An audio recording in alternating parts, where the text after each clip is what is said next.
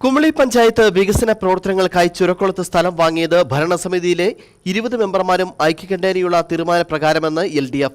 നിയമാനുസൃതമായ എല്ലാ രേഖകളുടെയും അടിസ്ഥാനത്തിൽ മാത്രമാണ് സ്ഥലം വാങ്ങിയത് എന്നും സ്ഥലത്ത് നിർമ്മാണ പ്രവർത്തനങ്ങൾ പൂർത്തീകരിക്കാനുള്ള നടപടികൾ വേഗത്തിലാക്കുമെന്നും LDF മെമ്പർമാർ പറഞ്ഞു.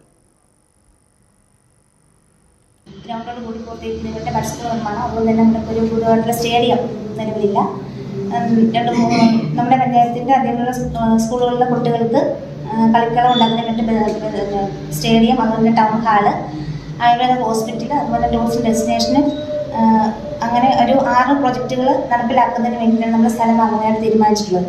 അത് മുഴുവൻ പഞ്ചായത്ത് കമ്മിറ്റി 20 മെമ്പർമാരുടെ ഐക്യകണ്ഠേനയുള്ള തീരുമാനപ്രകാരമാണ് സ്ഥലം വാങ്ങിയത്.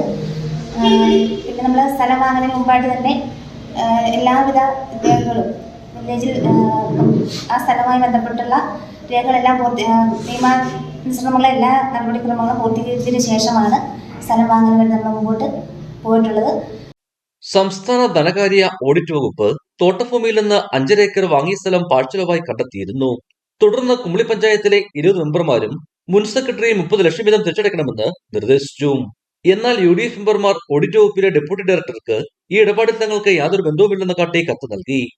ഇതോടെ ഇവരെ ഒഴിവാക്കി LDFന്റെ 13 മെമ്പർമാരും മുൻ സെക്രട്ടറിയും 45 ലക്ഷം രൂപ വീതം തിരിച്ചടയ്ക്കാൻ നിർദ്ദേശിച്ചു.